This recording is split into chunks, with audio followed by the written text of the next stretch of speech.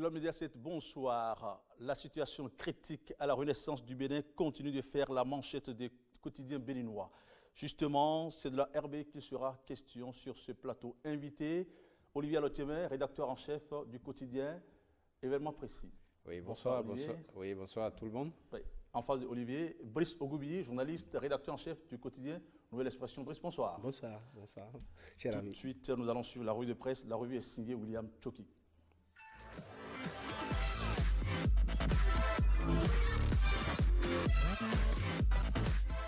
Une cinquième crise d'envergure depuis sa création en 1992. Une crise de la Renaissance du Bénin qui nourrit les analyses des quotidiens. Après l'annonce de la destitution de la tête du parti par le bureau politique, l'ancienne première dame et présidente fondatrice du parti est sortie pour clamer haut et fort, selon La Nation, que Liadi Soglo continue d'être le président du parti La Renaissance du Bénin. Nous irons bientôt au Congrès et si la majorité décide, on en prendra acte, poursuit la douane d'âge des députés. De l'autre côté, les réformateurs, par le biais du député Gildas Agoncan, nous apprend Afrique Express confirme la destitution de Liadi Soglo. Un flou qui fait dire au quotidien Afrique Express que les chances de réconciliation s'amenuisent. Au même moment, le Progrès nous informe que Liadi Soglo reçoit du soutien de Azanaï, le président de Restaurer l'Espoir et ancien membre de la Renaissance du Bénin, était au domicile du maire de Cotonou. Une visite qui laisse perplexe l'autre quotidien qui titre « Candidat Azanaï, un nouvel allié de Liadi Soglo ». En tout cas, le quotidien voit à travers cette rencontre un soutien très symbolique et significatif dans le contexte politique actuel d'un ancien renaissant et ministre démissionnaire. Fermons cette page de la crise à la Renaissance du Bénin et allons tout droit au Parlement. Là-bas, le quotidien Fraternité nous informe que le groupe parlementaire La Voix du Peuple résiste. Le député Tidjani Afo a enfin tranché. Après la polémique née suite à l'annonce de la formation de ce groupe le 22 mai dernier, c'est une bataille gagnée pour Issa Salifou qui préside ce groupe parlementaire. D'une polémique à une autre, le dernier concours de recrutement à la Caisse nationale de sécurité sociale est entaché d'irrégularité. Ce n'est pas moi qui le dis, mais Jean-Baptiste Elias, président de l'autorité de lutte contre la corruption. Le matinal, avec sa photo à l'appui, nous informe que l'ANLC exige l'annulation du concours. Le Progrès, sur la même actualité, revient plus en détail sur les irrégularités notées par l'autorité nationale de lutte contre la corruption. On dit que le processus ayant conduit au choix du cabinet pour le recrutement de 94 agents serait biaisé. Pour toutes ces irrégularités, le potentiel conclut que le DG CNCS a souillé le nouveau départ. Patrice Talon, lui, loin de ces différentes polémiques, communique avec la jeunesse via les réseaux sociaux. C'est une courte vidéo de 2 minutes, nous apprend le potentiel que le chef de l'État a posté sur sa page Facebook. Le quotidien estime que cela a été fait dans un humour déconcertant. Le chef de l'État dénonce les messages d'intoxication. Talon montre son attachement à cette nouvelle forme de communication, constate la priorité. Loin de cette vidéo qui nourrit les polémiques sur la plupart des réseaux sociaux, on a célébré également la 33e édition de la Journée nationale de l'arbre. Une édition pour asseoir une biodiversité durable selon le quotidien de service public La Nation, qui placade à sa une la photo du ministre d'État Abdoulaye Biotchane avec à ses côtés le numéro 1 des forestiers mettant en terre un plan à l'ADA. Ce même geste de repeuplement du couvert végétal a été fait par plusieurs structures étatiques. La priorité et le potentiel nous informent que les responsables du port autonome de Cotonou étaient à tort et Bocito. Ils ont mis en terre 7000 plans, précise ces quotidiens. À Cotonou, Liadi Soglo veut faire de la capitale économique du Bénin une ville verte comme Singapour. Lazare Seweto, le ministre du Commerce, a aussi mis en tête des plans. Mieux, il stimule la création d'une zone de libre-échange continentale selon la priorité. Il y vend l'économie béninoise sur le marché africain. Le quotidien Le Matinal donne plus de précisions. Lazare Seweto prendra part au Niger du 12 au 14 juin à la 3e réunion des ministres africains du commerce. Fraternité s'intéresse à tout autre sujet, le lancement des travaux du PAG, le programme d'action du gouvernement. Le quotidien de Ménotin prévient le chef de l'État qu'il y a des pièges à éviter. Fraternité estime qu'en dépit de la pression du temps et d'une bonne frange de la population, Patrice Talon doit s'évertuer à dérouler son chronogramme de réalisation en misant sur la qualité des études préalables. Mais à l'antipode de ce conseil de fraternité, le confrère de la matinée a vu plutôt que le péage de la rupture est en difficulté. Fin de cette revue de presse. À dimanche prochain. Merci à vous, William Tchouki, Olivier Lotiévin, Léa Dissoglo, destitué de la tête du parti La Renaissance du Bénin. Pouvez-vous nous rappeler un peu les faits qui lui sont reprochés? Léadi est accusé par ses détracteurs, en tout cas 21 membres du bureau politique de la RB, de n'avoir pas convoqué le congrès ordinaire du parti depuis au moins 2 ans, parce que le parti a fait son précédent congrès en 2010, donc ça devrait être convoqué en 2015, il ne l'a pas fait. On l'accuse de n'avoir pas fait le point financier de tout ce qui a été pris par le parti au titre des cotisations et d'autres rentrées de sous. On l'accuse aussi de gestion cavalière, ça c'est les mots qui ont été utilisés, et finalement on l'accuse des résultats électoraux piètres que le parti aurait connus en 2015 et en 2016. Il est accusé d'avoir fait des choix unilatéraux. Voilà, tout ça, tout à fait. Dernières. Surtout en 2016, d'abord en 2015, d'avoir écarté son propre père de la mairie de Cotonou et d'avoir positionné en 2015 toujours des gens, dont ils ne sont pas toujours informés, et surtout en 2016, le choix de Lionel Zissou vous avez suivi Agoncan qui dit que c'est à la télé, en tant que membre du bureau politique, c'est à la télé que lui a appris que son parti a choisi Lionel Zissou. Voilà. Brice Ogoubi, Georges Bada est désigné intérimaire à la tête de la Renaissance du Bénin, par les fondeurs justement. Croyez-vous que cela puisse plaire à la famille? Probablement non. Bon, mais nous allons observer, puisque finalement c'est Georges Bada qui est désigné. Ils ont annoncé le congrès déjà pour le 23, 24 et 25 de ce mois-ci. Donc il va falloir observer et puis voir comment cela va évoluer. Vous, quelle est la vue que vous portez sur cette désignation de Bada? Bon, je crois qu'ils ont voulu quitter un peu Abomey région pour ne pas avoir des pressions. Si on avait choisi Luc Atropo, la pression aurait été peut-être plus forte, ou même à Hanzo, le maire d'Abomey, ça aurait été peut-être plus fort. Abomey est toujours présent quand même parce que c'est Zénilofé qui organise. Toujours, mais le fait de choisir Bada est un choix quand même stratégique puisqu'il est en même temps vice-président du parti. Et à Calavi, on sait que en tant que vice-président, il jouit quand même d'une certaine notoriété. Il pourra peut-être résister à la bourrasque, parce qu'il y a effectivement bourrasque. Et même avant que la deuxième réunion de dimanche n'ait lieu, d'il y a 2 semaines n'ait lieu, eh bien, le père Soglo était déjà monté au créneau pour tirer à boulet rouge sur les frondeurs. Et la maman aussi, lundi dernier, ça a été la même chose. Donc, on sait que c'est quand même des gens qui ont la carapace assez solide pour pouvoir supporter la contradiction. Oui. Bada désigné intérimaire et Zénilofé désigné pour organiser le congrès. Dites-nous, quels seraient les rapports en ce moment? Quels sont selon vous les rapports que seraient en train d'entretenir ces 2 désignés avec la famille Soglo? Ce seraient des rapports tendus. Moi, je ne peux m'empêcher de penser à un précédent. La session de notre cause commune du professeur Thévodia Albert à l'époque, avec les Graciens Pognon, etc. Bon, au fil du temps, que sont-ils devenus? Donc, moi, j'ai l'impression que c'est le même scénario qui recommence. Et j'ai aussi l'impression que l'ARB fait partie des figures emblématiques dans le concert des partis politiques au Bénin. Papa et maman Soglo sont des gens dont la parole est un peu forte, donc par rapport à Bada. Donc, je peux me tromper, mais je pense que quand les Soglo prendront réellement la parole, ça va être autre chose que ce que nous voyons maintenant. Ensuite, les Soglo ont une légitimité politique, les Soglo, mais les Bada et consorts, c'est une légitimité empruntée. Ils ont tout eu grâce à la Renaissance du Bénin. Donc moi, j'ai l'impression qu'ils vont se cisailler. Ils finiront par s'exclure d'eux-mêmes. On va rentrer dans une bataille judiciaire sans fin. et on verra ce que ça va donner. Alors, Olivier Lotcheme, à suivre les interventions de papa et maman Soglo, la RB doit rester dans le giron familial. Mais aujourd'hui, comme le dit Orden Aladati, la RB n'est plus une affaire familiale, c'est un héritage commun. En quoi est-ce que Orden Aladati a raison?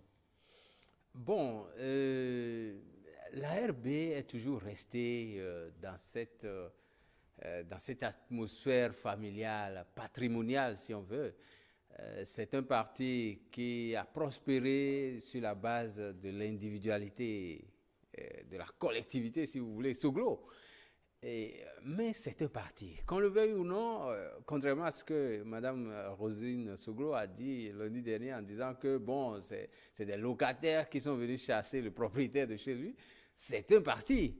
Ce n'est même pas une entreprise. Encore que même dans le cas d'une entreprise, vous pouvez utiliser une OPA pour chasser le leadership et prendre la place. C'est un parti, malheureusement, et le parti a une existence juridique. Par conséquent, si vous vous rappelez, lors de la crise avec Nathanaël Ball et consorts, celui qui était l'avocat de la RB, enfin de la famille Soglo à l'époque, c'était Maître Zizinokwe. Et le Maître Zizinokwe, aujourd'hui, est du côté de la contestation larvée, si vous voulez. Bon, donc, et puis si vous regardez un peu la qualité des personnes qui sont dans cette contestation-là, vous verrez que ce n'est pas n'importe qui. Ils ont mis en place une masse critique quand même de responsables pour pouvoir supporter la critique. Cette fois-ci, ça ne sera pas facile. Ce ne sera certainement pas comme avant. Alors, j'aimerais que nous partagions un peu les menaces du père Soglo. Il y a des failles. Zizinokwe disait qu'il était à Paris, hein, donc il n'a pas participé. Même si on dit qu'il s'est fait représenter par femme. Est-ce que la femme de Zizinokwe représente Zizinokwe? Donc c'est des failles qui peuvent servir d'alibi à la famille Soglo pour aller en justice. Voilà, il n'a pas posé sa ceinture pour la destitution. Donc voilà autant d'éléments qui font que ça va devenir un feuilleton, à rebondissement. Alors, Soglo Père dit, personne, tant que je vis, ne peut prendre la RB. Ce n'est pas quelques barons que j'ai aidés à élire qui vont m'empêcher de dormir. Ça veut dire qu'ils ne dorment pas. Alors, mais ils auront de mes nouvelles. Qu'est-ce que cela vous inspire? Non, mais ça va être une violente bataille juridique. Ça va être une violente bataille juridique. D'abord, bon, si éventuellement les frondeurs, entre griffes, qui s'appellent réformateurs, arrivent à tenir leur congrès pour le 23, le 24 et le 25, s'ils y arrivent, eh bien, ils auront réussi un premier pari. Ensuite, ce sera la bataille devant la Cour suprême pour le logo.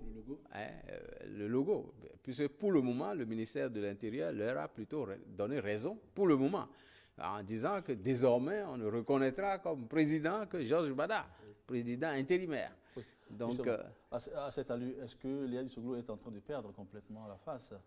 Oh, moi je crois que s'il arrive à s'en sortir à travers la Cour suprême, ce sera une grosse victoire pour lui, à moins que eh bien, les contestataires parviennent à gagner. Antérieurement, on sait qu'ils ont, la famille Soglo a pu remporter. Et bon, cette fois-ci, quand même, j'ai l'impression que les frondeurs ont pris vraiment beaucoup de dispositions et ça ne sera pas du tout facile. En tout cas, pas comme avant. Sait-on jamais, au cas où Liadi viendrait à en avoir le dessus, les frondeurs... Ils sont exclus. Il n'y a pas de miracle. Mais en général, lorsqu'on quitte le parti, la RB, on ne prospère pas. Ce sera une refondation. À part Epiphane Kedom et éventuellement candidat Zanaï, ceux qui sont partis du parti n'ont pas prospéré. Bon, c'est le cas, c'est le moment de le dire, parce que la plupart des frondeurs, que ce soit un peu le PRD ou même la RB, puisque c'est des grands partis quand même, qui représentent une couche importante de la population béninoise et qui sont des partis historiques. La RB, ça fait au moins 25 ans de vie. Donc, ça va être compliqué pour quelqu'un comme Georges Bada. Peut-être Altropo va se faire élire, mais à Hanzo, ça va être compliqué. À Goncan, compliqué pour lui, parce qu'ils tiennent leur notoriété de de la famille Soglo et qui les a portés. Et moi-même, je suis quand même surpris. Je suis surpris, je fais partie de ceux qui disent comment on peut considérer un parti comme étant le bien d'une famille. Et ils ont prospéré dans cette conception-là pendant longtemps, pendant toutes ces années-là. Le départ des uns leur a permis... Les autres membres du parti seraient-ils des accompagnateurs?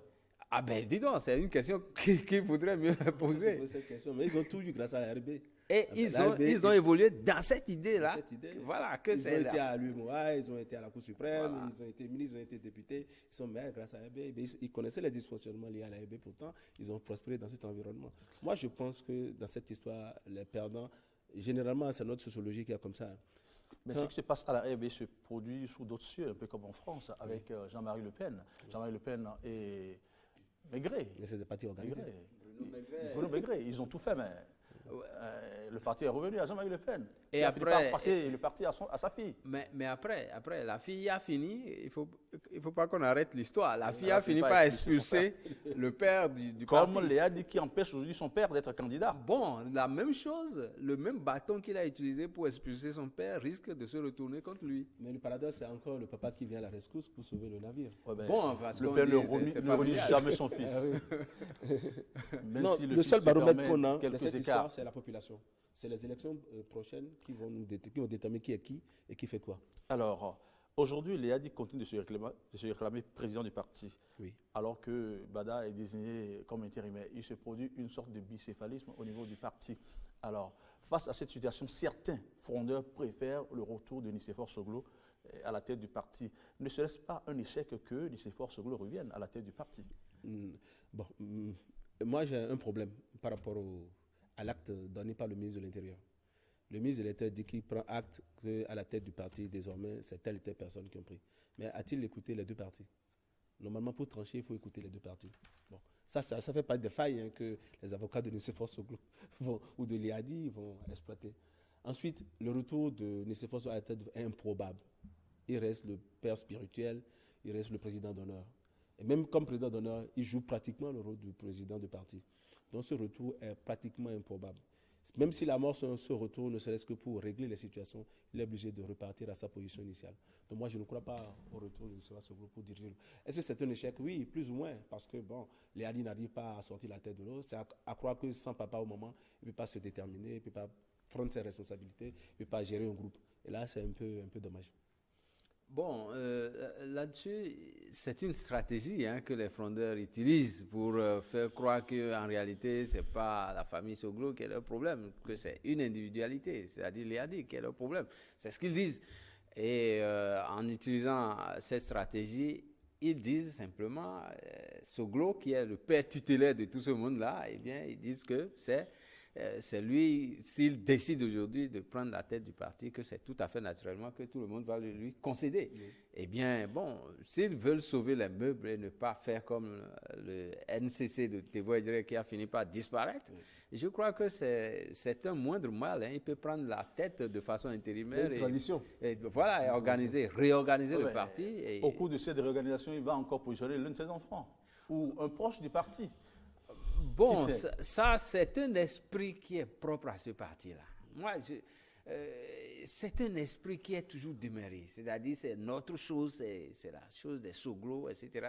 Ça veut dire que le jour où, si éventuellement Léadi était resté, le jour où il quitterait le parti, ce serait son fils ou sa fille qui prendrait la tête du parti. C'est leur chose. Donc, ils ont considéré ça comme ça. Et c'est propre à leur environnement socio-culturel. Moi, je n'arrive pas à comprendre qu'en démocratie, ce genre de patrimonialisme continue de prospérer. Mais c'est ce que nous voyons. Alors, au cas où Léadi serait définitivement destitué, est-ce que sa notoriété, son influence politique ne prendrait donc pas un coup? Certainement, ça prendrait un coup au niveau de la classe politique, au niveau des instances de décision, au niveau également du dialogue avec le pouvoir. Et puis, puisqu'ils ont des députés à l'Assemblée nationale, il est maire de Cotonou, ça prendrait un coup. Mais ceci dit, c'est la base qui va décider. C'est la base d'abord. Oui, effectivement, c'est la base qui va décider. Vous savez que Léadi Soglo n'a pas pu se faire élire député dernièrement en 2015. Et ce serait carrément un grand coup qu'on lui aurait porté. Et par rapport à 2019, ce serait certainement 2019 qui va le sauver, si vous voulez, qui va le sauver. Et prions qu'ils arrivent entre eux à trouver une entente, hein. Sinon, s'ils vont devant la juridiction et que la Cour suprême donne raison aux frondeurs, le parti est fini. Oui. Aujourd'hui, l'aile Bada est reconnue donc, par le ministère de l'Intérieur. Dites-nous, est-ce que Léadi Soglo a encore des chances de remporter ce bras de fer?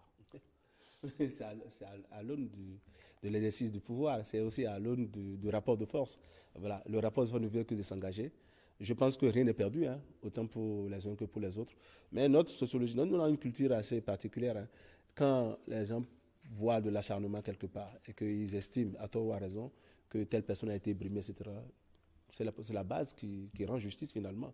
Donc il faut certainement attendre les joutes électorales d'ici à 18 mois ou d'ici à 2 ans pour se faire une idée.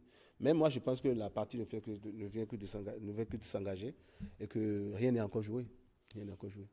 Bon, moi, j'observe les précautions juridiques que les réformistes autoproclamés ont prises pour ne pas se faire piéger. Hein. Ils ont d'abord cherché à rassembler le bureau politique dans sa majorité d'abord, avant d'engager le bras de fer. Et ce bureau politique a pris des décisions. Ils ont couru pour aller faire une déclaration auprès du ministère de l'Intérieur. Et surtout, il ne faut pas oublier, hein, il y a Abraham Zinzinokwe qui, bien qu'ayant déclaré qu'il n'était pas là, etc., on sait bien comment ça se passe. Nous sommes en politique. Les jeux, les astuces et les ruses font partie du jeu aussi. Eh bien, il est dans la maison, ça fait longtemps, et c'est un avocat. Donc, ils savent bien comment tenir la maison. Donc, ça va être très compliqué. Moi, je ne souhaiterais vraiment pas que la crise perdure. Sinon, la maison RB va tomber. Déjà, vous savez, on est parti de combien de députés? Près de 30 députés. Et aujourd'hui, on est à combien? 5. Et parmi les 5, il y a 4 qui sont partis. Voilà, justement, voilà. Quel avenir pour la renaissance du Bénin aujourd'hui? Moi, je m'adresse toujours à l'opinion publique. Hein, puisque l'opinion publique, c'est la seule force politique qui n'est pas constitutionnalisée. Et l'opinion publique, il regarde. C'est l'opinion qui juge et apprécie. Je l'ai dit tantôt que quand on a l'impression que ce n'est pas fait dans les règles de l'art et que c'est fait. Et que j'ai lu l'interview de Léali dans Jeune Afrique. Voilà. Il n'a pas hésité à montrer qu'il y a des mains invisibles. Bon, les gens croiront, plus ou moins. Donc, in fine, c'est l'opinion publique qui tranchera. Ce n'est pas, il y a le droit certainement, mais il y a aussi la base, il y a nous, ceux qui réfléchissent également, qui diront le droit à leur manière, et ça va se traduire dans les urnes. Avec cette situation, est-ce que la Renaissance du Bénin a encore quelque chance de se relever? Bon, si les deux partis parviennent à s'entendre et qu'ils ont encore envie de représenter quelque chose dans l'opinion et dans les élections à venir, bon, c'est clair qu'ils vont s'entendre et relever la maison. Mais s'ils y vont, tel que je vois là, leur base électorale va être émiettée, partagée à tout vent entre les différentes chapelles qui sont actuellement au pouvoir. La RB n'est plus au pouvoir. Et ceux qui sont au pouvoir sont dans la même zone électorale. Ils sont originaires de la même zone électorale que les Soglo. C'est-à-dire que si vous prenez Djogbenou, Patrice Talon et consorts, ils sont de la même zone. Donc, ils partagent le même électorat. Cette fois-ci, ils sont au pouvoir et ça ne sera pas comme avant. Ouais. Justement, dans la foulée, Léadi Soglo et Candidat Zanaï se sont rencontrés. Une rencontre fort bien médiatisée. Que cache cette rencontre, Léadi Soglo? C'est le retour de l'enfant prodigue. Candidat est enfant de l'RB, il est un des chouchous de mon maman. Il ne s'en cache pas. Et puis, il a choisi de revenir au moment où il a été, mais vous vous rappelez ce qu'il a dit? Oui, ben, c'est son cadavre qui retournera. C'est la preuve qu'on peut dire, on ne dit jamais, on ne dit pas, il n'y a pas jamais de jamais. Voilà. Donc, non, en fait, il revient curieusement au moment où les autres s'en vont. Mais que cache cette rencontre? Cette rencontre, c'est le début d'une grande alliance qui se structure autour d'une opposition qui se dessine. Voilà, une opposition à moyen ou à long terme qui se dessine, à mon avis. On voit Candidat Zanaï qui a juré qu'il ne serait plus jamais avec la RB, qui est revenu. il fait une espèce de danse du ventre, il tourne à gauche, il tourne à droite et il revient encore.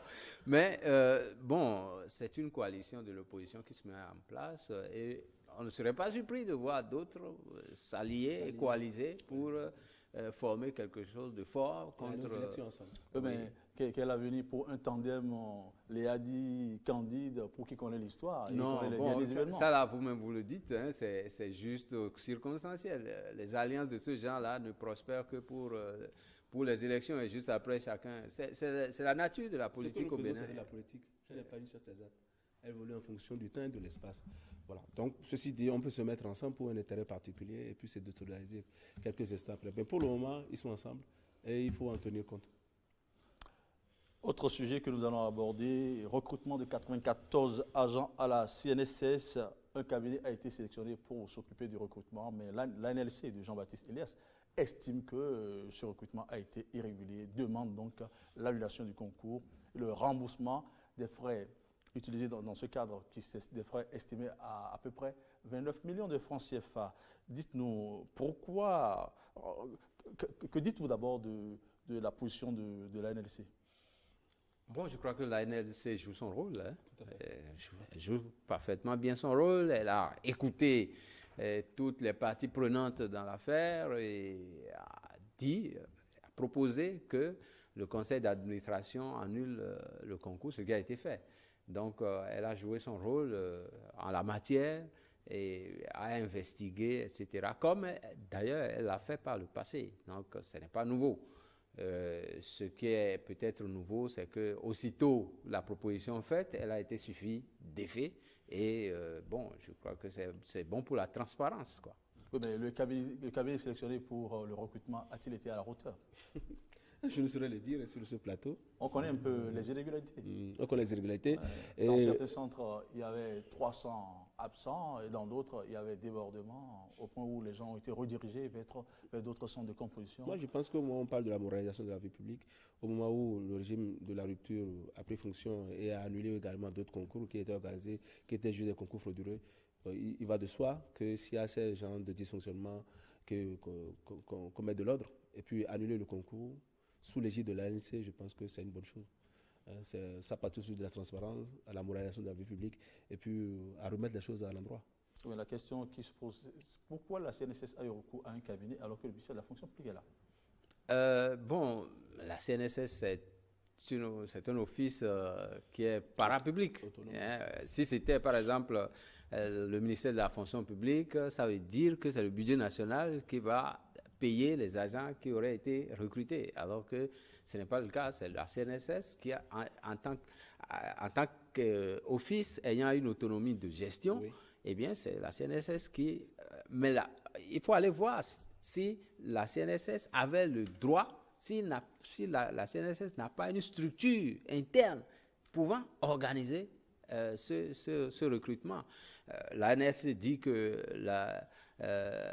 normalement la personne responsable des marchés publics est la mieux habilitée à gérer ce concours et que même en dehors de ça, ils ont délégué de contrôle à l'intérieur pour la même chose. Donc, ils auraient dû choisir de fédérer ces deux structures-là pour faire le concours, ce qui n'a pas été le cas. Ils ont dilapidé 29 millions comme ça et avec un résultat qui ternit l'image de la CNSS. 29 millions dilapidés, mais l'ANLC réclame le remboursement de ces fonds. Comment peut-on entrer en possession de ces fonds? Là, il faut aller saisir le DG. Puisqu'il y a eu un contrat à la base. Il y a eu un contrat régulier. Ça va être quand même difficile pour la maison de réclamer cet argent au DG et au cabinet. C'est des condamnations de principe. Sinon, CNSS dispose d'une autonomie de gestion et à son conseil d'administration.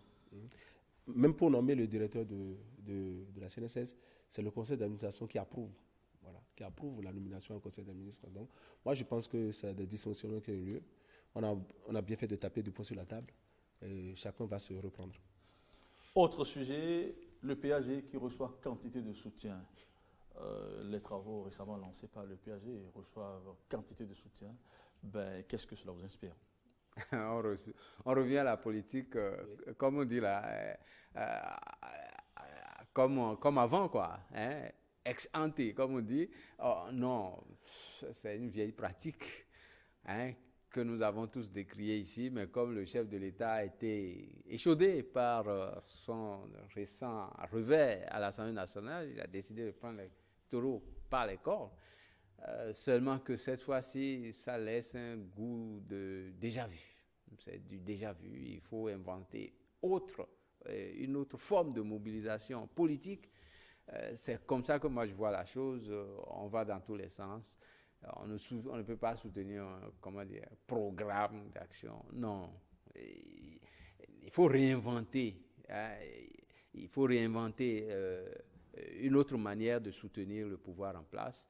Je crois que pour le moment, ils sont en train de réfléchir. Bon, peut-être, puisque effectivement, le gouvernement avait laissé le champ libre, le champ politique libre à l'opposition, et disait que bon, on ne veut pas faire la politique, on veut faire l'action, etc. Mais pendant que vous laissez le champ libre, l'opposition l'occupe et nourrit les médias sociaux et tout ça. Et maintenant, ils se font forts d'être représentatifs de l'opinion publique. C'est maintenant que le gouvernement se rend compte qu'il a laissé le vide devant lui et qu'il va falloir l'occuper. Et cette forme d'occupation mettra peut-être du temps à se structurer, à se doter d'une vision authentique, en tout cas différente de ce que nous avons vu. Elle va mettre du temps, mais je crois que ce sera la méthode qui va être différente. Mais bon, c'est ce que moi je souhaite. Hein. Sinon, ce que nous voyons, on ne peut pas soutenir des promesses. On ne soutient pas des promesses, on soutient des actions claires et visibles. Justement, certains travaux sont lancés. Oui, et ça, je vous assure, hein, il y a des choses qui ne se disent pas. Concrètement, moi, pour avoir fait l'enquête, hein, il y a des choses extraordinaires qui se font, mais qui ne se disent pas. Puisque par le passé, on a choisi de se taire. Et bon, peut-être qu'avec la mobilisation politique qui se met en place, on verra beaucoup plus concrètement les routes qui se mettent en place sans aucun lancement. Le volet énergétique qui est pratiquement bouclé, je peux vous l'assurer parce que j'ai mené l'enquête, etc., etc. Alors justement, les travaux sont lancés aujourd'hui. Sur quoi l'accent doit être porté pour éviter des erreurs? L'accent doit être porté sur le social. L'accent doit être beaucoup plus porté sur le social. Moi, j'ai vu le président, le ministre d'État Biotchané en tournée dans le septentrion, un peu partout, pour valoriser le PAG. J'ai vu aussi d'autres acteurs politiques également entrer dans le jeu. Bon, c'est politique. On ne peut pas leur reprocher de populariser le PAG. Mais ceci dit, le peuple les attend beaucoup plus sur du concret, sur le social, sur la réalisation, sur la circulation de l'argent, sur la reprise du commerce, sur la reprise de beaucoup de choses. Donc moi, je ne veux pas me faire passer ici pour l'avocat du diable, mais je pense que la population se plaint beaucoup sur l'économie. Voilà, le fonctionnement même, l'évolution. Donc rapidement, je convie nos dirigeants à aller directement dans ce sens pour qu'on ressente les bienfaits de l'arrivée au pouvoir du président Talon dans nos assiettes, dans le panier de la ménagère. Olivier Lotivin? Oui, en suivant un peu ce que le gouvernement a voulu faire au plan social, il y a eu l'assurance pour le renforcement des capacités humaines qui est censée mettre en place tout le dispositif social qui va accompagner le PAG. 313 milliards, ce n'est pas petit, n'est-ce pas? Sur les 4 prochaines années, ce n'est pas petit. Donc, je crois que d'ici là, on va commencer à sentir le côté social. Mais surtout sur les travaux. Le programme quand même doit être respecté. Oui, sur les travaux, il y a le chronogramme et il ne faut pas confondre vitesse et précipitation. C'est en voulant aller vite, comme on disait, hein, c'est en voulant aller vite que les marchés sont passés de gré à gré, que les études sont bâclées et que pendant ce temps, certains ministres ou certains agents de l'État, profitant de la confusion, eh bien, se sucrent et s'en mettent plein la poche et on n'a que nos yeux pour pleurer les milliards disparus. Donc, pour ce que j'en sais, eh bien, le PAG peut aller loin si on y met de la méthode en allant, comme disait Émile Zola, en se hâtant lentement. Il faut se hâter lentement. Même si nous faisons sur les 100% de péage, si on fait au moins 60 à 70%, mais bien fait, avec méthode sans éléphants blancs, ce sera beaucoup plus profitable pour l'avenir. Parce que ceux qui sont aujourd'hui au pouvoir, ils entendent bien tout ce qu'on a dit de ceux qui ont laissé des éléphants blancs. Eh bien, s'ils quittent le pouvoir, il ne faut pas qu'on leur dise, vous nous avez fait des promesses, vous avez déposé des poteaux électoraux, vous avez érigé l'Assemblée nationale, etc. Enfin, des éléphants blancs, et voilà. Donc, il faut se hâter lentement. Oui, alors, un mot sur cette vidéo de Patrice Talon, à travers laquelle il s'est adressé à la jeunesse, une vidéo de 2 minutes à travers laquelle le président s'est adressé à la jeunesse. Patrice Talon, un président moderne. Oui, tout à fait, puisque je le vois sur les réseaux sociaux. Donc, il utilise les méthodes de son temps, et la technologie, donc c'est à son honneur. Donc, non, la jeunesse, c'est le fer de lance du développement. Donc, il a bien fait de s'adresser à la jeunesse. Cela le rend encore beaucoup plus responsable, parce qu'on l'attend au carrefour. Les jeunes l'attendent au carrefour, et la question de l'emploi, elle reste ce qu'elle est. Il y a également d'autres secteurs dans lesquels il doit s'investir pour faire la promotion des jeunes. Je pense qu'il a bien fait de cibler les jeunes. Macron aussi, En Marche en France, aussi a travaillé avec les jeunes. On a vu le résultat que ça a donné. Donc, c'est tout à son honneur. Oui, mais est-ce à dire, Olivier Lotumi, qu'il préfère plutôt ce médium que les médias conventionnels? Bon, aujourd'hui, les réseaux sociaux sont devenus incontournables. Tout à fait. Incontournables. Il y a plein de gens qui ne regardent plus la télé. Plein de gens au Bénin ici, y compris moi-même. Qui ne s'informent que par les réseaux sociaux. Moi, je dis, bon, quant à la modernité, je crois que c'est bon. Mais célébrer 200 000 fans pour un président de la République, c'est pas fameux. C'est sûr que en faisant pression sur le président de la République. Sinon, un président de la République ne s'élève pas 200 000. Trump, avant qu'il ne vienne au pouvoir, c'est au moins 12 millions de followers. 12 millions. Et notre président s'élève 200 000. Encore qu'au Bénin ici, je connais des Béninois qui ont dépassé ce seuil-là depuis longtemps. Donc, c'est sûr que c'est un cabinet plus ou moins... qui a fait du zèle. Qui a voulu faire du zèle. Franchement. C'était pas utile, c'était pas nécessaire. Non, c'est pas utile du tout. C'est pas utile. Pour rester dans la modernité, il y a plein de choses qu'on fait sur Facebook, sur Twitter, qu'ils font d'ailleurs. Ils font avec dextérité. Mais cette fois-ci, c'est un coup qui est raté. Voilà. Alors, plusieurs sujets ont marqué les caricatures parues donc, dans la semaine. On peut citer, entre autres, le retour du quotidien Le Béninois libéré dans les kiosques et l'actualité à l'international relative au calvaire des Africains, des Noirs, justement, qui s'offrent en marchandises dans les mains des passeurs libyens. Carica Show, c'est avec Patrick Diossou et Arnaud Adaya. Suivons.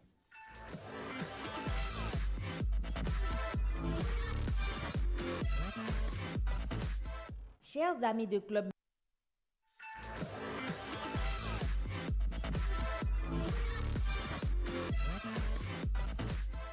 aujourd'hui, Carica Show commence avec l'hebdomadaire Mandala numéro 154 de la semaine du 2 juin 2017. La première information ramène l'épisode Aboubakar Tako et son journal. À la une, le journal titre « Liberté de presse, le Béninois libéré met la haque au tapis ». Voici Madame Justice levant haut le bras de le Béninois libéré tout joyeux, tout blanc, avec des écritures noires sur blanc et ses majuscules gants effrayants, opposés à une certaine haque chétive aux gants minuscules, le ventre affreusement ballonné, portant une culotte rouge a priori dangereuse, hurlant d'une bouche atrocement étrange. « Aïe, il m'a fracassé la gueule !» Ensuite, à l'intérieur du même hebdomadaire, on peut voir quelques mandalais de la rupture. Cela va être ainsi à chaque parution de l'hebdomadaire. Pour cette semaine, à la page 5, le patron, assis dans le fauteuil pour un et non pour deux, de la République de Mandala s'appelle Patou Agmono. Le monsieur de tous les dossiers qui informe Agbono avant tous les autres, c'est Pic le lecteur. Le planificateur et instrument de mesure, c'est ABT. Le maître de la santé, Dr Alasco. À présent, allons à Fraternité pour trouver une diversité de caricatures parues dans la semaine du 29 mai au 2 juin 2017. S'inspirant de la préservation de l'écosystème, l'enfant Claudio réalise un hippopotame assis paisiblement au pied d'un arbre. Mais l'animal se trouve dérangé dans son environnement par un braconnier. Celui-ci tend son fusil sur la bête. Et l'animal, à l'aide de sa patte gauche, indique gentiment au prédateur la conduite à tenir. Il faut lire, dit-il. Crime phonique, prison à perpétuité, renseigne une plaque. Du coup, le chasseur est surpris. Hein? Réagit-il. Dans la deuxième caricature du 29 mai, un mort se rend dans une officine et s'exclame. Enfin, j'ai eu l'argent pour acheter les médicaments que le docteur m'a prescrits. J'espère que je vais ressusciter. La dame présente dans la pharmacie est tout simplement stupéfaite. Le trafic d'êtres humains s'invite dans la caricature du 31 mai. Un Touareg présente à son client des barils contenant chacun un noir subsaharien en lieu et place du pétrole. Ah, c'est ça le pétrole? S'exclame le client. Il meurt en mer, c'est mieux de les vendre, lui répond le Touareg. Deux dernières caricatures, toujours dans Fraternité du 1er juin. Pour finir, un juge béninois décroche son téléphone. Allô Macron? Dis à ton ministre Michel que nous, on lave les saucissons au Bénin. Il redeviendra clean. Rendons-nous au pays du siège, au dossier d'ivoire, marqué à la tête d'éléphant pour finir. Le président Rabougri entend un bruit de paix et se tient la tête. Des tirs! Encore une mutinerie! Se lamente-t-il. Mais très poliment, son garde du corps lui explique. Excusez-moi, président. C'est moi qui ai pété. Du bruit à l'odeur, bouchons-nous les oreilles et les narines en attendant dimanche prochain pour d'autres manches.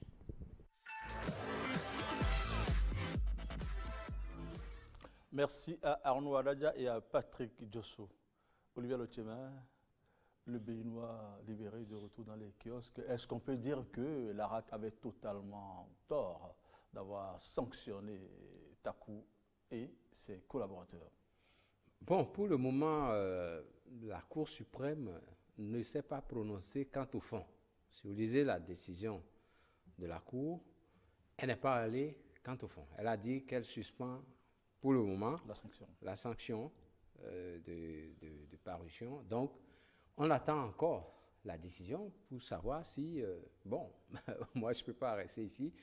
C'est vrai que la HAC est devenue la hache par le temps.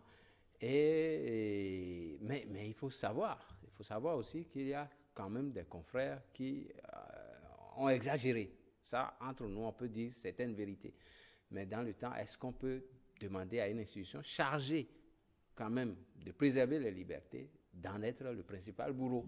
Ça, c'était la question. Cette fois-ci, nous aurons quand même la Cour suprême pour nous dire la vérité. J'espère que ça ne va pas durer comme la précédente joute, quoi. Voilà. Professeur Goubi, vos impressions sur le retour du Béninois libéré dans les kiosques? Bon, on était tous contents pour Takou, hein, parce que moi je l'ai appelé instamment quand j'ai eu sur les réseaux sociaux pour le féliciter, parce que c'était un long processus qui a duré près de 6 ans, sinon plus. Bon, et la Cour a dit le droit, hein, donc on va s'y plier. Ensuite, bon, c'est aussi une victoire, hein, de la liberté d'expression, sur ce qu'on peut qualifier en grille d'arbitraire. Voilà, mais je ne donnerai pas un avis sur la HAC en tant que telle, parce que bon, la HAC joue un rôle difficile. D'abord la régulation et la protection des journalistes. Donc, ceci dit, un journal qui est fermé, c'est un pan de notre liberté qui est parti. Donc, nous sommes contents du retour de Béninois libéré et je l'en ai félicité le jour-là même. Voilà. Toujours donc dans cette carica des noix qui sont proposées dans les barils de pétrole. Quel est le message de fond? Nous avons atteint le fond, hein. Nous avons atteint les abysses, nous sommes descendus très bas. Si vous regardez ce qui se passe en Libye pour les Noirs, au Maroc, en Algérie, où nos frères qui s'en vont, des Béninois, il y a des Béninois parmi eux, sont traités moins que de bêtes. Franchement, ça laisse à réfléchir. Il faut que nous-mêmes on se demande qu'est-ce que nous faisons pour que tout ce monde-là parte. Nous-mêmes. C'est vrai qu'il y a beaucoup de gens qui partent parce qu'ils ne peuvent pas supporter les situations de guerre. Les Érythréens, les Somaliens, les Libyens eux-mêmes qui s'en vont, etc. Mais franchement, quand des Béninois quittent ici, j'ai lu des reportages du journal Le Monde, etc., où on parle des Béninois qui fuient le Bénin pour aller trouver mieux ailleurs et qui tombent sur des passeurs vraiment sauvages. Finalement, c'est le pire. Bon, on va de mal en pis. Chômage, guerre, misère, c'est tout ça à l'origine du départ massif de nos frères vers l'extérieur. Mais bon, on est toujours mieux que chez soi. Hein. On est toujours mieux à la maison. Donc moi, nous qui avons eu l'occasion de quitter le pays pour aller faire autre chose en France ou à l'extérieur, on a vu, vous et moi, ce à quoi nous étions confrontés. Donc c'est toujours difficile. Donc, on interpelle nos dirigeants pour qu'ils mettent les conditions en place pour pouvoir occuper les nôtres afin qu'ils n'aient pas d'idées pour aller à l'extérieur. Le bonheur, c'est tout chez soi qu'on trouve. Voilà. À présent, nous irons sur la toile voir ce qui fait l'essentiel de l'actualité. C'est avec Marie-Louise Perrin.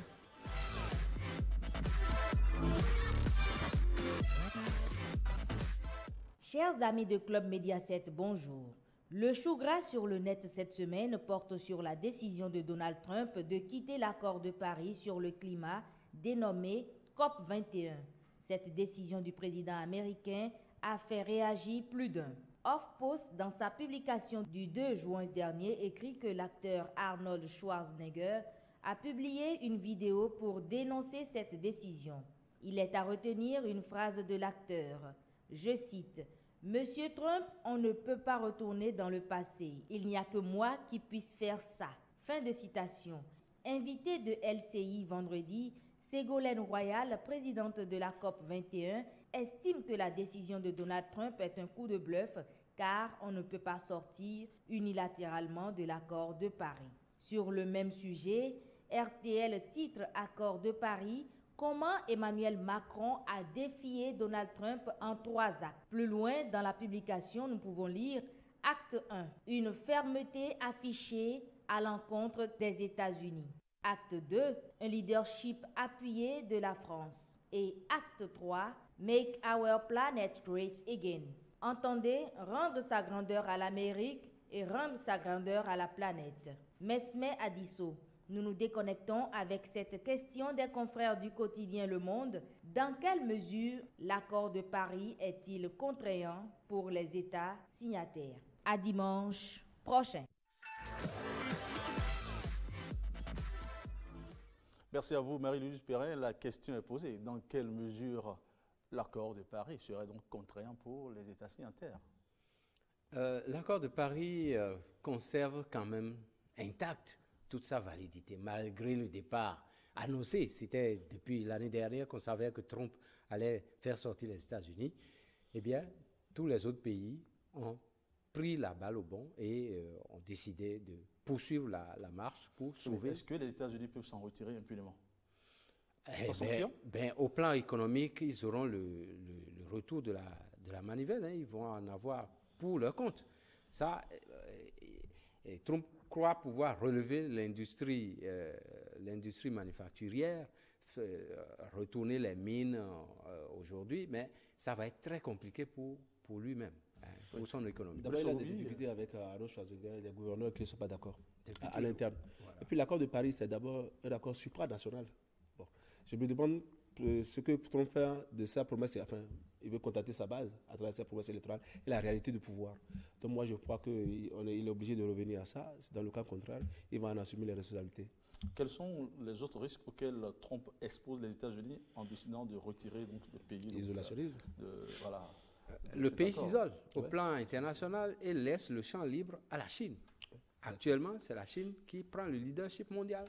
Et vous avez vu, il y a à peine un mois, la Chine a lancé son projet de route de la soie pour aller conquérir le monde. C'est ce qui se passe aujourd'hui.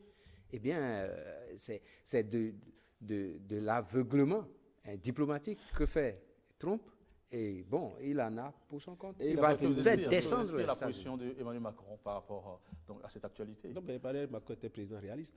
Voilà. Et puis, c'est ce que Il a dans été la ferme. droite ligne de Il a- Ségolène Royal. Oui, il a été ferme. Il est resté très Oui, ferme. Il a dit, nous n'allons pas renégocier Paris.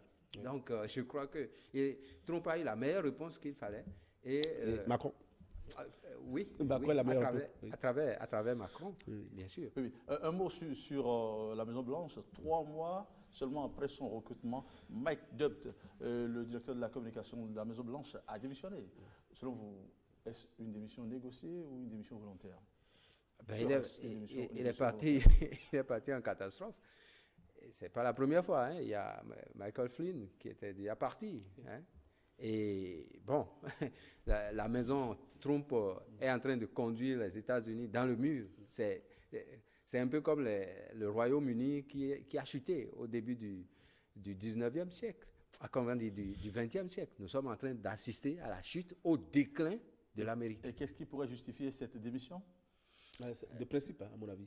Oui, Si je ne suis pas d'accord, je m'en vais. Oui, parce Les contradictions. oui, trop de La Maison-Blanche, contradictions. oui. La direction de la communication dit quelque chose le lendemain, le président dit le contraire. Et il dit ça la C'est nuit, une cohérence de la par Maison-Blanche. Twitter.